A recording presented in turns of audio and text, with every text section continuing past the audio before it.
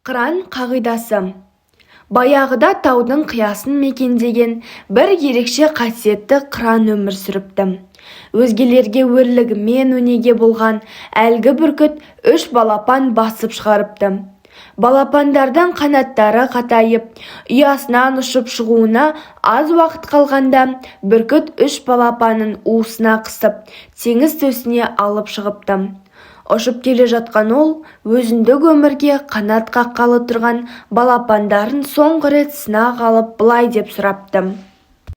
Қанаттыға қақтырмай, тұмсықтыға шоқтырмай, мәпелеп бағып қаққанымды жақсы білесіңдер.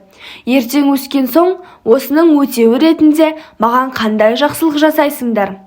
Біріншісі айтыпты: анашым, сенің бізге берген мейіріміңді ақтау үшін қолымнан келгеннің бәрін жасаймын. Мен сені өмір бойы қанатыма мінгізіп алып жүремін. Дүниенің 4 бұрышын саған аралатамын. Таңғажайып тамашаларды өзің көретін боласың.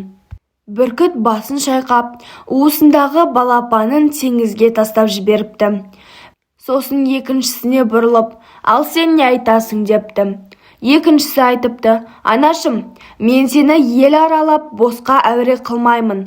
Ғаламның барлық кереметтері мен ең қызықтарын алдыңа әкеп беремін.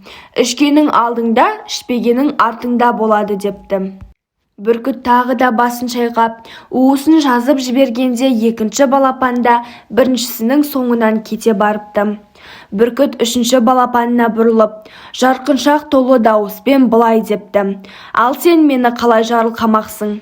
Сонда үшінші балапан былай деп үн қатты: анашым, өтірік қанша тәтті болса да, саған ащы ақиқатты ақтармасқа амалым жоқ. Маған жасаған жақсылығыңның шеті де, шегі де жоқ екенін, оны өтеуге менің барлық ғұмырым жетпейтінін жақсы білемін. Дегенмен менің өмірім сені әлемді аралатуға да, сан түрлі ғаламаттарды алдыңа алып келуге де арналмайтынын айтқым келеді. Мен сенің маған жасаған жақсылықтарының барлығын өз балапандарыма жасау үшін өмір сүретін боламын.